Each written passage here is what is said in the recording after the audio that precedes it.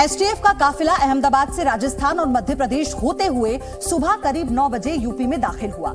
UP पहुंचने के बाद झांसी के पुलिस लाइंस में 1.5 घंटे से भी ज्यादा वक्त तक काफिला रुका रहा, क्योंकि यहां पर अतीक की गाड़ी को एस्कॉर्ट कर रहे पुलिसकर्मियों ने नाश्ता किया। यहीं पर प्रिजन वैन भी बदली जानी थी। हालांकि इसी बीच अतीक ने अपनी तबीयत खराब होने की शिकायत कर दी, जिसके बाद पुलिस लाइंस में डॉक्टर्स की टीम को बुलाया गया।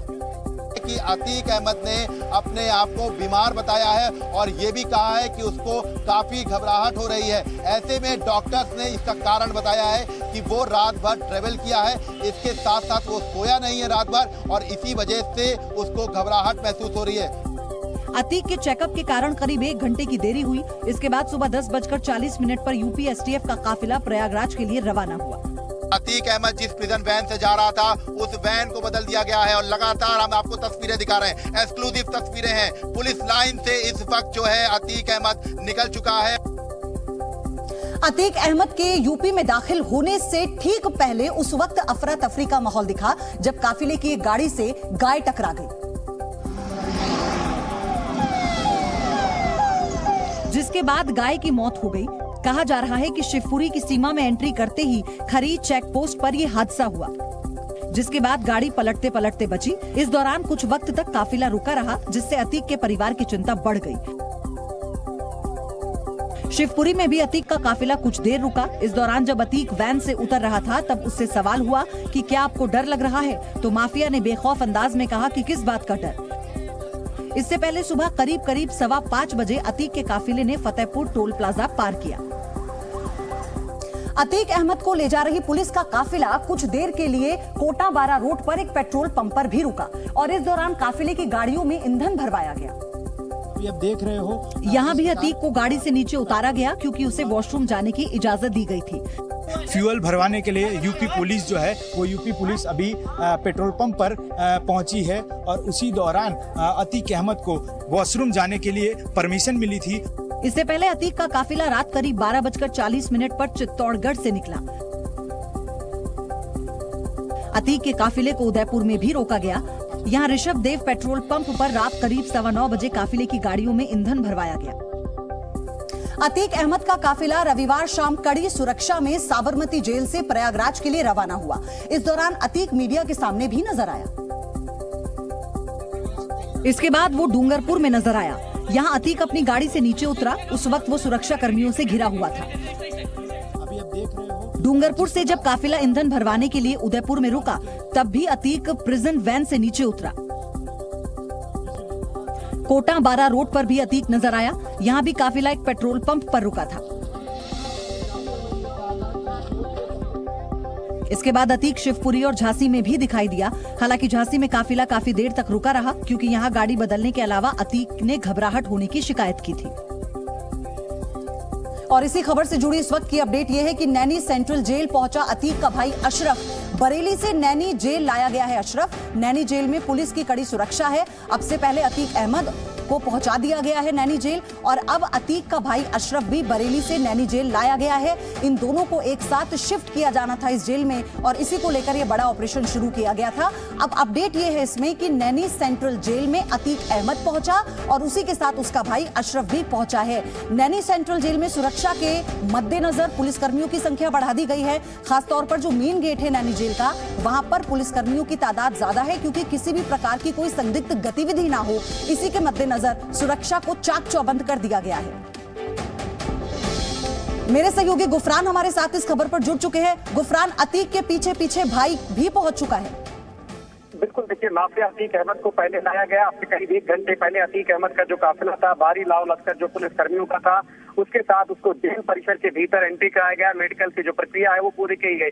अब से कुछ मिनट यानी 2 से 3 मिनट पहले माफिया अतीक का जो छोटा भाई है, पूर्व विधायक है अशरफ, जो बरेली जेल में बंद था, उमेश पाल अपहरण मामले में वो भी आरोपी है और कल उसको एमपी कोर्ट में पेश किया जाना है। और उसके पहले आज उसको भी प्रयागराज के नैनी सेंटर लाया जाया गया है। सुबह में 9 बजे के करीब जो पुलिसकर्मी है नैनी जेल से उसको लेकर के निकले थे और अब उसको प्रयागराज के जो नैनी सेंटर है उसके भीतर एंट्री करा दिया गया। और बरेली जेल से जब सुबह करीब 9 बजे जो काफिला निकला था, 3 से 4 स्टॉपेज थे रास्ते में। उसके बाद सीधे जो है वो अब उसकी जो एंट्री है नैनी जेल के भीतर करा दी गई है। अब उसका मेडिकल होगा, मेडिकल के बाद उसको बैरक जो हाई सिक्योरिटी सेल जहां पर उसको रखा जाना है उस बैरक में उसकी एंट्री कराई जाएगी। मतलब साफ है कि ये की ही जेल जहां पर माफिया अतीक अहमद और उसका भाई अशरफ, इसके अलावा बेटा अली भी बंद है।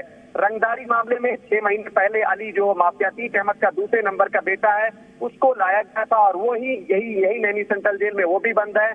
और अब Naini central jail mafia Atiq और उसका भाई अशरफ भी पहुंच चुका है। यानी एक ही परिसर है, 3 अलग अलग जो परिवार के सदस्य हैं उनके भी यही इसी जेल में बंद है। हालांकि सबसे बड़ी बात यही है कि तीनों एक दूसरे से टच नहीं हो सकते, एक दूसरे से बातचीत नहीं कर पाएंगे, अलग अलग बैरकों में रखा जाएगा और इनकी जो मॉनिटरिंग है सीसीटीवी से होगी कि इन पर किसी भी तरीके से जो आसपास जो रहने वाले लोग हैं उन पर निगाह की जाएगी, कोई इनको सहूलियत या सुविधाएं ना मिल सके। इस तरीके के तमाम जो एहतियाती कदम है वो जेल प्रशासन की तरफ से उठाए गए हैं। और अब फिलहाल जेल परिसर के भीतर माफिया अतीक का भाई अशरफ 52 मुकदमों की क्रिमिनल हिस्ट्री है और उसको फिलहाल जेल परिसर के भीतर एंट्री कराया गया है। मेडिकल होगा, मेडिकल के बाद उसको भी हाई सिक्योरिटी सेल के जो बैरक है वहां पर उसको रखा जाएगा। कल यहीं से सुबह 10:15 बजे के आसपास जो पुलिसकर्मी है उसको कोर्ट परिसर के लिए लेकर के रवाना होंगे और एमएलए कोर्ट जो है उमेश पाल अपहरण मामले में फैसला अपना सुनाएगी। साल 2006 का आपका मामला बहुत है। बहुत धन्यवाद सारी जानकारी देने के लिए और अपडेट आपके जरिए दर्शकों तक पहुंचाएंगे। माफिया अतीक अहमद को कल शाम यूपी पुलिस की टीम गुजरात की साबरमती जेल से लेकर निकली थी। उस वक्त अतीक काफी डरा हुआ नजर आ रहा था और उसने रास्ते में अपना एनकाउंटर किए जाने का भी शक जताया था। अतीक जी डर है आपको? डर है क्या आपको? मुझको इनका प्रोग्राम मालूम है। क्या है, क्या लग रहा है आपको? हत्या करना चाहते हैं।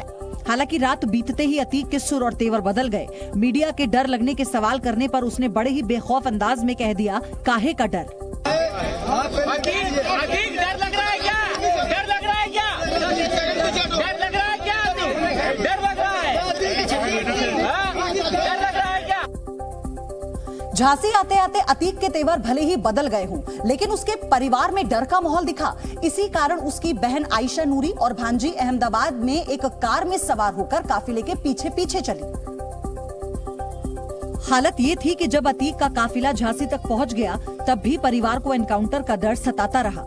हाँ, सुरक्षा व्यवस्था बीएसएफ भी दी जाती है हमको, हमें खतरा है एनकाउंटर का जी।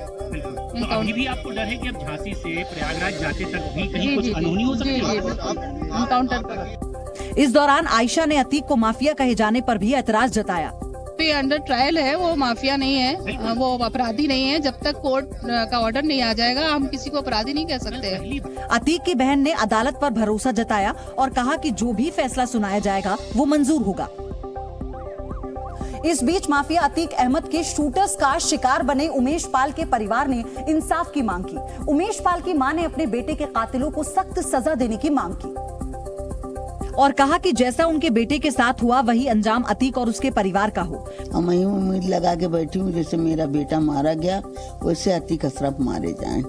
मेरा एक गुहार है कि जब तक ये नहीं मारे जाएंगे, जब तक आगे का रास्ता साफ नहीं होगा।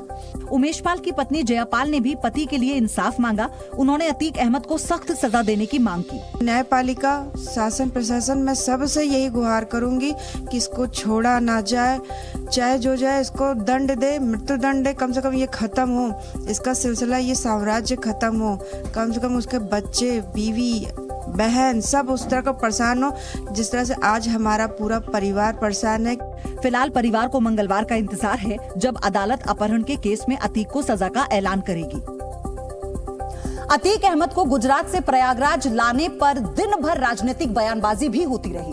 बीजेपी और यूपी सरकार ने दावा किया कि सब कुछ न्यायालय के आदेश पर किया जा रहा है और हर हाल में कानून का राज कायम किया जाएगा। कानून का राज है उत्तर प्रदेश में, तो अब माफियाओं में डर तो होना चाहिए। वहीं राज्य के अल्पसंख्यक कल्याण मंत्री दानिश अंसारी ने दावा किया कि यूपी सरकार की कार्रवाई से अपराधियों की नींद उड़ गई है। उत्तर प्रदेश में बीपी जो है अपराधियों की बढ़नी चाहिए और चैन और सुकून की नींद आम जनमानस को सोना चाहिए। यही हमारी सरकार की प्राथमिकता है और हमने धरातल पे, ग्राउंड लेवल पे इसी को चरितार्थ किया है। हालांकि बीजेपी के कुछ नेता इशारों में गाड़ी पलटने की बात को भी हवा देते रहे। पता नहीं उन्होंने कितने लोगों की हत्याएं कराई, कितने लोगों के साथ अनर्थ किया है, तो इसके कारण से वो भयाक्रांत है। बाकी बस ईश्वरी रचना है भाई। हमारा अभी हमारे साथ क्या हो जाए, आपके साथ क्या हो जाए, उनके साथ कोई इसका कोई जानता नहीं। बीजेपी नेताओं के ऐसे बयानों के सहारे समाजवादी पार्टी ने यूपी सरकार को घेरने की कोशिश की और कहा कि सब कुछ कानून के मुताबिक होना चाहिए। एसपी के सांसद एसटी हसन ने कहा कि उनकी पार्टी अपराधियों के पक्ष में नहीं है, लेकिन सजा का फैसला न्यायालय को लेना चाहिए। अदालतें सजा दें, हम किसी भी अपराधी के पक्ष में नहीं है, लेकिन हम कानून को बचाने के पक्ष में हैं। जो तरीके हैं कानून के, उसके हिसाब से सजा। हालांकि कल गाड़ी पलटने की बात पर सरकार और बीजेपी को घेर रहे एसपी प्रमुख अखिलेश यादव ने आज अतीक के सवाल से किनारा कर लिया। सर, अतीक को लाया जा रहा है सर सुरक्षा को लेकर। अरे तुम भी इसी चक्कर में, तुम ये बताओ, पत्रकार साथी इतने पढ़े लिखे बनते हो, व्हाट्सएप चला रहे हो, क्रूड ऑयल आज क्या है? क्रूड ऑयल की कीमत क्या है आज? माफिया अतीक अहमद साबरमती से प्रयागराज पहुंचता है, उससे पहले ही नैनी जेल की सुरक्षा चाक चौबंद कर दी गई। चूंकि अतीक अहमद को फिलहाल नैनी जेल में रहना है, इसीलिए नैनी जेल में माफिया अतीक अहमद के लिए खास बैरक तैयार की गई। नैनी जेल में जितने भी सुरक्षा कर्मियों को लगाया गया है, उनको बॉडी वॉर्न कैमरे दिए गए हैं।